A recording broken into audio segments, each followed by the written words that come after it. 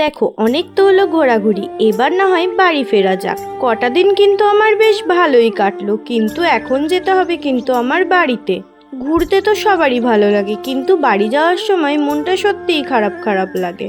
আর তাই তো এর পরের বার এসে আমি ঠিক করেছি আরও অনেক কিছুদিন থাকবো মামির বাড়ি।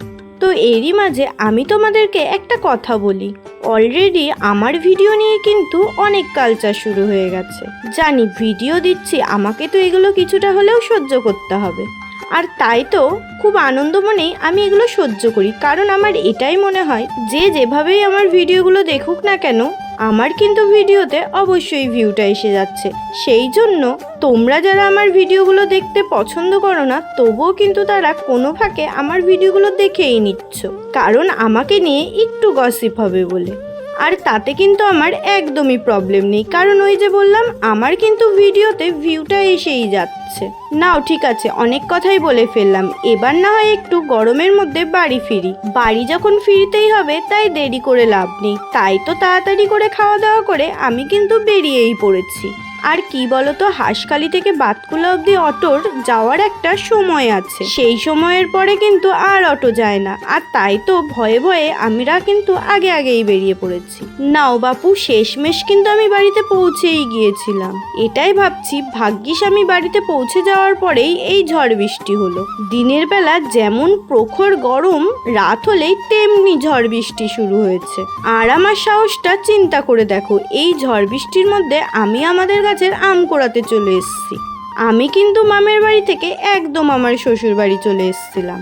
ওদিকে আমার শ্বশুর শাশুড়ি খুবই চিল্লাচ্ছে, কারণ আমি ঝড়ের মধ্যে ওদেরকে না বলেই বেরিয়ে পড়েছি।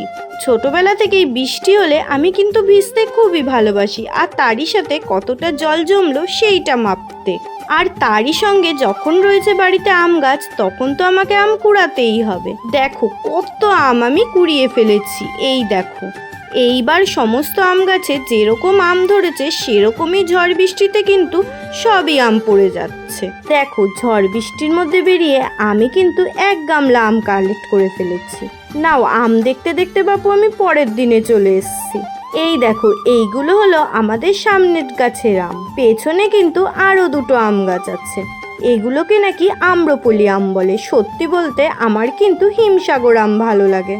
খাই আমি সব আমি, কিন্তু হিমসাগরটা আমি বেশি পছন্দ করি। ঝড় বৃষ্টি হওয়ার পরে কিন্তু আকাশটাকে খুবই সুন্দর লাগে দেখতে। নাও, আজকে কিন্তু আর বেশি বকবো না, আজকে আমি ভিডিওটা এখানেই শেষ করব। দেখো দেখতে দেখতে কিন্তু ঘড়ির কাঁটায় অনেকটাই বেজে গেছে। দেখো ঘড়ির কাঁটায় এখন বাজে 10টা 47। অনেক তো রাত হলো, আবার তো তোমাদেরকে আমার পরের দিনের ভিডিওটা নিয়ে আসতে হবে। আর তাই তো আমি এখন ঘুমিয়ে পড়ি। আর আমার ভিডিওটা যদি তোমাদের ভালো লেগে থাকে, তাহলে কি করতে হবে সেটা তো আর বলতেই হবে না।